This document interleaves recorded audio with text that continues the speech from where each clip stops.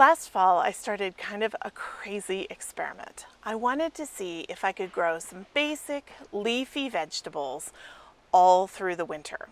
That little experiment led to a whole new way for me to create season extenders. Today, I'm going to show you how to create these season extenders.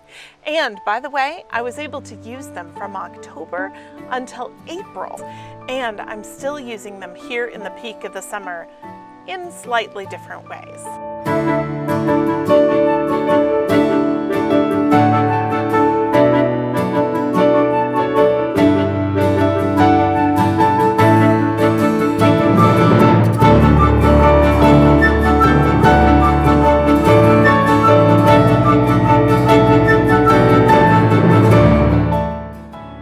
If you're new around here and you love gardening, be sure to hit the subscribe button.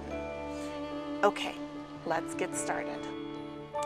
So a question I get a lot, especially from those of you in more temperate parts of the world, is why do we use season extenders?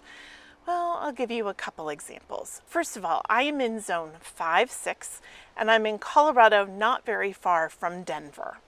I'm at an altitude of about 5,600 feet above sea level too.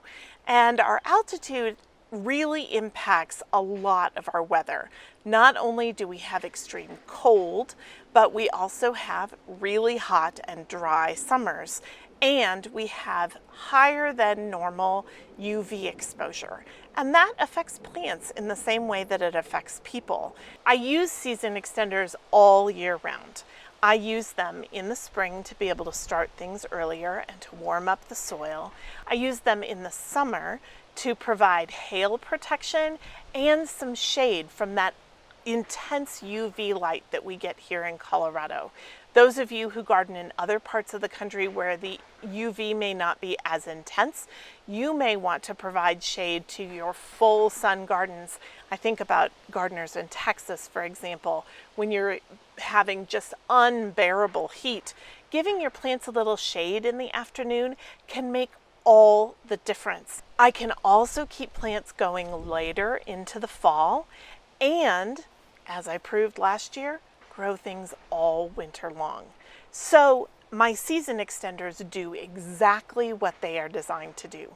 They extend my seasons. And I largely use them in raised beds because I garden almost exclusively in raised beds. But you could use these in the ground too. They are a very simple design. So here's what you're going to need in order to build these season extenders. You're going to need some aluminum conduit. And I use some scraps that we've had left over from another project. So they're about 18 inches long, but you want at least a foot, and I would say 18 inches is better. If you're having to buy conduit because you aren't weird like us and you don't have scraps of conduit hanging out, well, you can get a length of conduit and then a pipe cutter, which is a really simple tool to use, and then you just cut down about 18 inches of conduit. You'll need one for each corner of your season extender. So for a raised bed, 4 pieces of conduit that are about 18 inches long. You'll also need some fiberglass tent poles, and I buy these. I have the links for everything down below, but I can buy these in sets. They're very simple, inexpensive tent poles. You'll need some zip ties, and then I use binder clips from the office store. I use the large size of binder clips, and you'll need a mallet. And then you need whatever you're going to cover your season extender with. So for the winter, I used a plastic drop cloth. You could also use agricultural plastic that will last longer, but the plastic drop cloth was what I had at the time and it worked beautifully. I cinched it around the bottom using some bungee cords. So here's how you construct your season extenders. First, you take that piece of conduit and using a mallet, just pound it into the ground. It can be right at soil level or a little bit above. Then, once you have that in all 4 corners, then you're going to take your tent pole and you're going to create an arc. But instead of going on the same side and creating a row of arches. You're going to cross them in the middle. This actually creates a much stronger structure architecturally, and it supports a snow load, for example, or wind load much better than a row of arches. So if you have a long bed, you may have a series of these crossed arches that go down that long bed, but that will be more stable in the long run than a single arch would ever be, and it will not collapse under the snow load. So that is a huge advantage to this design. At the cross piece where those two tent poles come together, you want to put a zip tie there. And that zip tie just adds a little bit of security and a little more structural integrity to the whole thing. Then it's time to cover it. And if you are preparing this for early spring, or if you're extending into the fall, this is the time to add your plastic sheathing.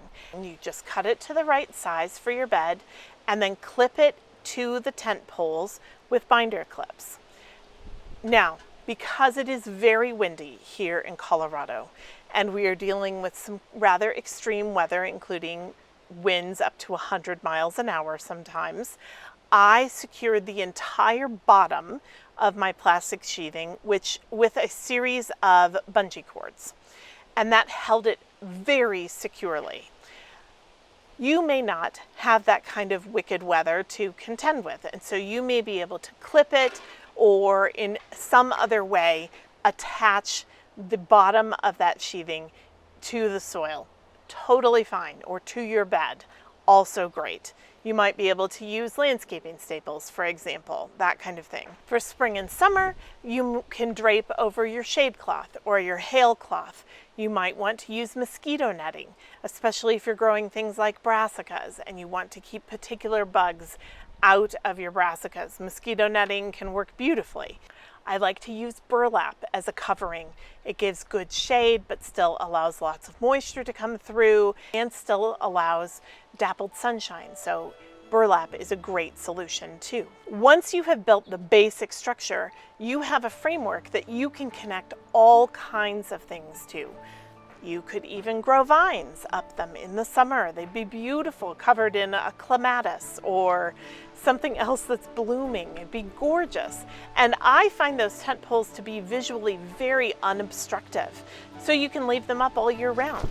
But if you want to take them down, they take up almost no space at all to store them, which is really handy. I'm hoping this gives you some great ideas for how you might use season extenders in your garden.